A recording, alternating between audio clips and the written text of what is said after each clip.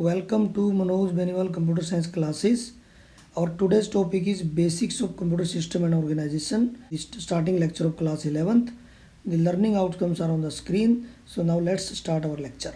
Dear students, today we will start the topic Computer Systems and Organization. Actually, after the discussion of the overview of the syllabus, so this is our first lecture in class 11. So this is the first unit and first topic. So first of all, the question is that the first question to the beginning of any computer subject here. So what is computer? So computer, what is computer? This is always a question to a student which is new to computer. So it is an electronic device which takes data or information as input and processes it and then gives the useful output. So see it takes input, this is a computer system and it gives out. Why this computer is called a system? Because see what is a system? Where various components group to perform a specific task. So here this computer also have various components, they work together to perform various tasks. So that's why computer is a system. So now the important point is that computer system mainly contains two entities. One is hardware and another is software. Hardware means the physical electronics components. The physical electronics component of a computer are called hardware. Keyboard, CPU, monitor, printer, etc. All these come under the category hardware. Then what is software? These are the recorded instructions and programs that provide the working of a computer system. So these are the set of instructions or recorded instructions which provide the working of a computer system. A program is a set of instructions to carry out the specific task or to achieve a specific goal. So this is a software, collection of programs. So there are different types of software. There will be lecture on this topic, a separate lecture on this topic later on. Now this is basic computer organization. So what is the basic computer organization? That was what is computer, that is a basic definition. But what is the basic computer organization? The computer, what do you mean by computer organization? Computer organization refers to the logical structure of a computer. It refers to the logical structure. Then what do you mean by logical structure? The logical structures means how the various components are connected to one another. The various components of the computer, how they are connected, that is called the logical structure of a computer. The mechanism which provides this logical structure or which refers to it, that is called computer organization. And the below diagram shows the basic computer organization. See this diagram very carefully. Here this is a system bus. So every component of computer is connected through this bus. That's why it is called system bus. This system bus contains three parts. One is address bus to carry the memory address. One is data bus to carry the data from and to memory. And another is control bus, that is to carry the control signals to various components of the computer system. So this system bus has these three parts. So every component is connected through it, and also these buses are local to the various components. This is the common system bus, and these are the local buses which are connected to the system bus and to that device. So here the main components are CPU, another is memory, one is input unit, another is output unit, and one is storage unit.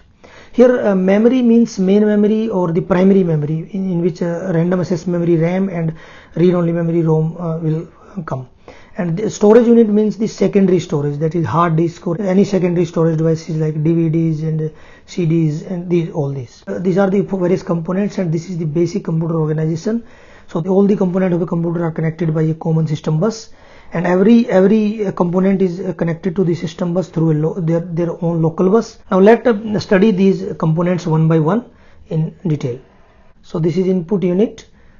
Input unit means the input unit contains the input devices attached to a computer.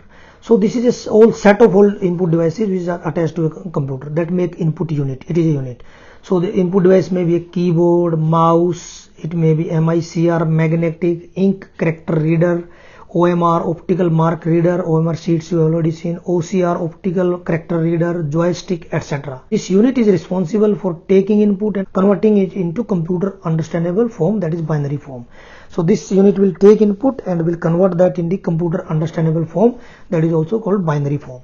Now some commonly used input devices are keyboard. It is a typewriter like device that contains letters, digits and gives commands also. So it is very simple device. Mouse is a pointing device. It comes either with a roller on its base or with some laser mechanism. It controls the movement of the pointer on the screen or cursor on the screen. It controls the movement of the pointer on the screen. And another device which is commonly used input device is microphone. We can send sound input to computer through a special input device called microphone, or it is also called mic in short. A mic converts the sound received into computer's format, which is called digitized sound or digital audio. So when we speak, it will convert it into digital audio or digitized sound, and then computer will understand it. So mic works only if a computer has a hardware sound card. So sound card should be in your computer system, then only mic will work. If sound card is not there, then mic will not work. This is a very important point. The next unit is output unit. It is formed by the output devices attached to a computer. So it is a collection of all output devices which are connected to a computer system. There are some commonly used output devices are, first is monitor. It is very popular output device. Actually it is a screen like TV screen. So this is very popular. Pictures on the monitor are made of pixels. It is made up of pixels. You have listen 780 by 780. So that is the dimensions in pixels. So printer, these are the devices which provide output as print on a paper. This is also very popular output device. Then speaker receive the sound in the form of electric current from the sound card. So it is just opposite of mic. They receive the sound in the form of electric current from the sound card and then convert the sound into a sound format audible to the user. So they convert in such a format which is audible to the user. So these are speakers, these are also the output device. This is sound card in computer. It will produce electric current and speaker will create the sound audible to the user from it. So this is shown in diagram. The another component, the most important component, the core of this computer system is CPU, that is central processing unit. It is the main component of the computer system. It is called brain of the computer also because it handles all processing, so it is brain of the computer system.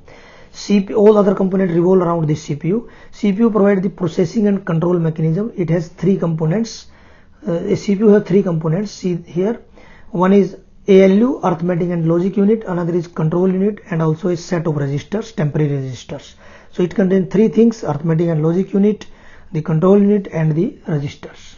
So now this is arithmetic and logic unit. As the name suggests, this unit performs the arithmetic operations like plus, minus, division and star, etc., as well as some logical operation like and, or not, etc. It can also perform the comparison operator like less than, greater than, equal to, less than, equal to, greater than, equal to, and this is not equal to, etc. The result of the comparison operator is either true or false. They always give true or false. That's why they mainly are used in if-else statements. Already in 11th we have used these in many programs and also studied these in operators. The second component is the control unit. This unit generates the control signal to control the overall functioning of the computer systems. It also generates the timing signal to provide the synchronization between various components. Because if one component is giving some information or data, if another component is ready to take that, only then it can give. It cannot throw, and if the receiving component is not ready. So that synchronization is required between the various components. So that is done by the timing signals, and the overall control of the system is done by the control signals. So control unit is very important component of CPU. So this is a control unit. It generates control signals which are then sent to the various part of the computer system, and also timing signals. They are also sent to the various parts of the computer system. And the last is set of registers. During processing or for processing of CPU needs some temporary storage to hold the operand values or instructions, etc. To provide this temporary storage, the special hardware components are used called registers. Because when ALU will performing addition operation or any arithmetic operation, there will be two or more operands. Then where these operands will be stored, so that the operation can be done, and where the result will be stored. So to store these operands and these results temporarily during the operation or during the processing the CPU is doing, it uses some temporary storage, and that temporary storage are called register. These are hardware components. They are as fast as comparable to CPU speed. That's why they are directly used by CPU as a temporary storage. Two components, memory and the storage unit, we will separately study in the next lecture. So this was all in this first lecture. Thank you very much.